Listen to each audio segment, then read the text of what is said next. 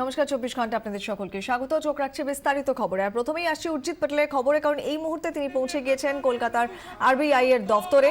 সেখানে আজকে সেন্ট্রাল কমিটির মিটিং রয়েছে, সেখানেই তিনি অংশগ্রহণ করবেন এবং আরো বিস্তারিত জানবো তার কর্মসূচি সম্পর্কে। আমাদের প্রতিনিধি শ্রেয়সী গাঙ্গুলি আমাদের সঙ্গে রয়েছেন। শ্রেয়সী, দেখো, আজকে এই 10টা থেকে কিন্তু এখানে রিজার্ভ ব্যাংকের ভেতরে সেন্ট্রাল কমিটির মিটিং হওয়ার কথা, এবং সেই মিটিং এ মূলত যোগ দিতে এসেছেন রিজার্ভ ব্যাংকের বর্তমান গভর্নর উর্জিত প্যাটেল। কিন্তু কাল থেকে কার্যত উনি লুকোচুরি খেলছেন।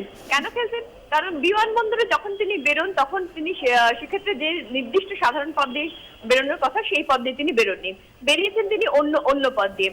আজকে অন্যদিকে সকালবেলায় 10টা থেকে মিটিং, এবং তিনি যে কিছুক্ষণ আগে তিনি রিজার্ভ ব্যাংকে ঢুকে গেছেন। কিন্তু তিনি ঢুকেছেন, তাকে ঢুকানো হয়েছে, তার জন্য সমস্ত পুলিশি ব্যবস্থা ইত্যাদি যা কিছু করা ছিল সমস্তটুকুই করা ছিল কিন্তু ইন গেটে। কিন্তু হঠাৎ করে দেখা গেল তিনি ঢুকে গেলেন পেছনে আউট গেট দিয়ে।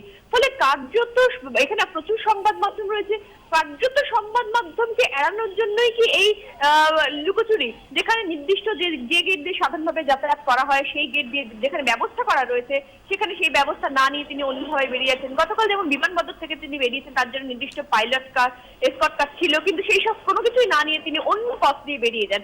আজকে যেমন যে জায়গাতেই তার ঢোকার কথা, যে নির্দিষ্টভাবে ব্যবস্থা করা হয়েছিল যে পথ দিয়ে, সেই পথ দিয়ে তিনি ঢুকলেন না, অন্য দিক দিয়ে তিনি বেরিয়ে গেলেন। ফলে তার জন্য যে বিষয়টা নিয়ে প্রশ্ন উঠছে যে হঠাৎ করে কেন এই লুকোচুরি, যেখানে খুব স্পষ্ট এই বিষয়টা তিনি এড়িয়ে যেতে চাইছেন, তিনি কারোর সামনে আসতে চাইছেন না, অর্থাৎ সংবাদ মাধ্যম বা অন্য কারোর সামনে তিনি আসতে চাইছেন না, এবং সেই জন্যই কিন্তু মূলত এইরকম একটা ব্যবস্থা বলেই কিন্তু মনে করা হচ্ছে।